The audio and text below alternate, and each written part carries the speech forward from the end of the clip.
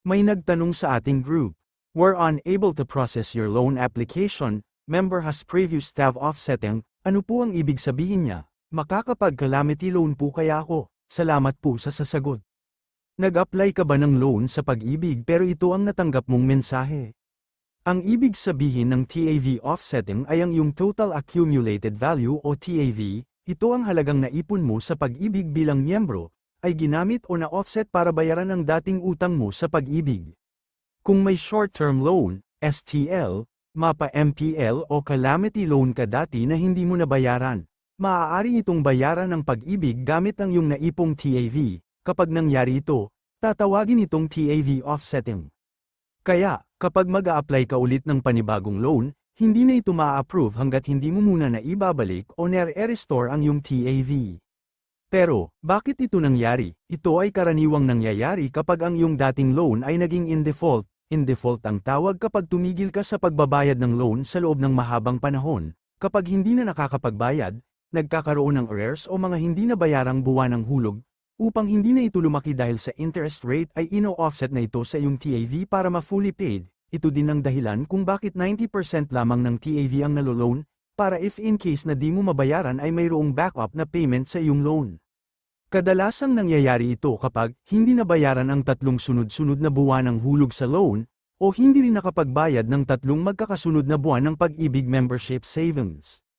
Pwede pa ba akong mag-loan ulit kahit na offset ang TAV ko? Opo, kung nakapagbayad ka ng 6 months na hulog bago pa man nagkaroon ng offsetting, maaari kang ma-qualify muli sa bagong loan, ibig sabihin, kahit na offset, kung may 6 months good payment record ka bago ito nangyari, maaari pa rin. Pangalawa, kung wala kang 6 months payment, kailangan mong maghintay ng 2 taon mula sa petsa ng TAV offsetting bago ka muling payagang mag-loan. Pangatlo, pwede ka ring magsumite ng formal na request letter sa Pag-ibig. Ito ay tinatawag na Letter Request for the Renewal of Short-Term Loan, STL. After TAV offsetting, sa sulat na ito, humihiling ka na payagan kang muling makapag-loan kahit nagkaroon ka ng offsetting. Narito ang kopya ng request letter na maaari mong makuha sa office ng Pag-ibig o ma-download sa kanilang website. Dito ay subject for approval kung katanggap-tanggap ang dahilan kung bakit di ka nakapagbayad ng loan. Maaari ito ay total disability or insanity, separation from service by reason of health, critical illness ng member o immediate family member na maaaring cancer, organ failure, heart-related illness, stroke, o neuromuscular-related illness, death of immediate family member, unemployment due to layoff and or closure of company, repatriation from my host country, for OFW. Once na-approve ang request, saka lamang maaaring maka-loan.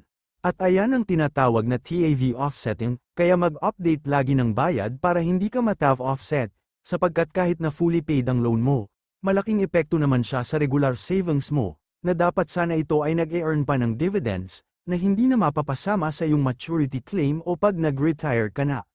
Sana nakatulong sa inyo ang video na ito. Kung may katanungan ka pa comment mo na sa ibaba, huwag kalimutan mag-like, share at subscribe muna din ang YouTube channel natin na lohoya.ph.